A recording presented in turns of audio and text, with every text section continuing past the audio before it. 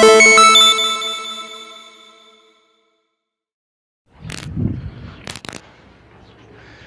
আলাইকুম, সবাইকে শুভেচ্ছা জানিয়ে আরেকটি পর্বে আমি আরেকটি অঙ্ক সমাধান করতে যাচ্ছি। এই পর্বে আমরা দেখব অনুশীলনী 4.1 একটি মাত্র অঙ্কের সমাধান। এই অঙ্কটি আসলে একটু লেন্থ অর্থাৎ বড় হওয়ার কারণে আমি এটাকে বোর্ডে সলভ করে রেখেছি। এইটাকে যদি তোমরা একটু চিন্তা করো কীভাবে অঙ্কটি করতে হবে, একটু আমি তোমাদেরকে হিসেবটি একটু ধরিয়ে দিচ্ছি। যে এইখানে দেওয়া আছে m = 6 n = 7, তাহলে এই পদ রাশির মান নির্ণয় করতে হবে। আচ্ছা, এইখানে মান নির্ণয় করতে গেলে বা এটার যদি মান বের করতে হয়, তাহলে আমরা জানি যে এখানে অনুসিদ্ধান্ত বা সূত্র প্রয়োগ করতে হয়।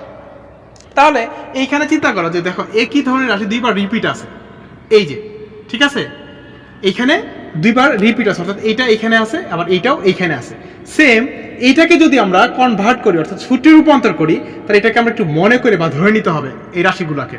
তাহলে এই প্রথম রাশিটা অর্থাৎ m² + n² আমরা a ধরে নিয়েছি, আর 3m² - 2n² আমরা b ধরে নিয়েছি। এবার এইটাকে যদি আমরা কনভার্ট করি অর্থাৎ এই a এবং b বসিয়ে যদি এটাকে আমরা লিখি, তাহলে আমরা রূপ পাবো এইটি, যে এইটা ইকুয়াল যেহেতু a, তাহলে 16a² প্লাস এটা যেহেতু a, এটা যেহেতু b, তাহলে ab প্লাস এখানে যেহেতু b² ধরা হয়েছে, তাহলে এখানে b²।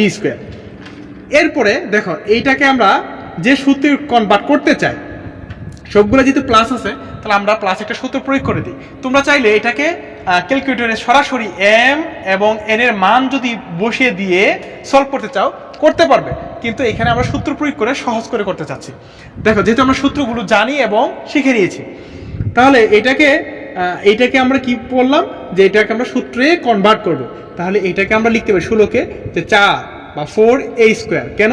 কারণ 4কে গুণ করলে 4 × 4 = 16 হবে, আর a কে গুণ করলে a² হবে। তাহলে a² প্লাস সূত্রে 2 এবং a মানে যেহেতু আমরা এটা ধরে নিয়েছি, তাহলে a b মানে কত হবে? তাহলে 7b কত হবে সেটা চিন্তা করতে হবে। 4 × 2 = 8, 56 হইতে গেলে কত দিয়ে গুণ করতে হবে? 4 × 7 = 56। তাহলে এখানে a আমাদের আছে, তাহলে b দরকার, 7b প্লাস এইখানে 49কে আমরা কি লিখতে পারি?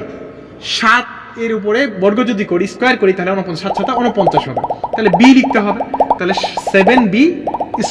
তাহলে আমরা পেয়ে গেলাম কি a² plus 2ab plus b²। এটি করে আমরা কি লিখতে পারি? a + b²। তাহলে এটা হলো a, এটা হলো b, অর্থাৎ a b। তাহলে a + b²।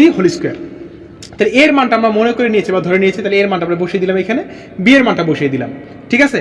এবার এটা যেহেতু গুণ আকারে আছে, 4টা গুণ আকারে আছে, 7টা গুণ, তাহলে গুণ করে নিই আমরা 4m² 4n² প্লাস 7 3 7 21 আর হলো m² মাইনাস 7 2 = 14 n², এর উপরে হোল স্কয়ারটা থাকলো।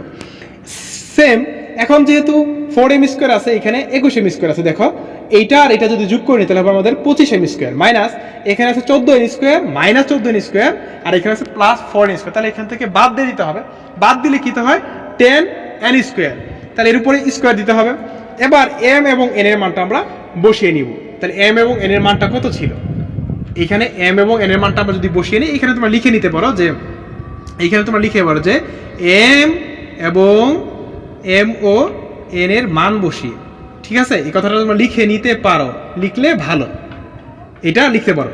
তাহলে n এর মান 6 আর m এর মান 7, তাহলে এটার উপরে যদি স্কয়ার করা হয়, 6 এর উপরে স্কয়ার 36 আর 7 এর উপরে স্কয়ার করলে 49, তাহলে 36 এবং 49, তাহলে 25 এবং 36 গুণ করলে আমরা পাই 900, এবং 10 এবং 49 গুণ করলে পাই আমরা 490।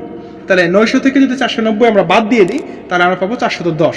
এর উপরে আমরা কি করবো? স্কয়ার করবো। এই স্কয়ারটা কিন্তু শুরু থেকে তোমরা দেখতে পাচ্ছ, এর সূত্রের স্কয়ারটি স্কয়ার করলে আমরা পাই যে 1,68,100। এটি কিন্তু আমাদের এই 7 নম্বর প্রশ্নের সমাধান।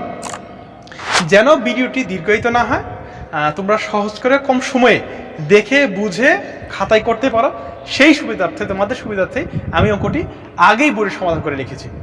সবাই ভালো থাকো, সুস্থ থাকো, আসসালামু আলাইকুম।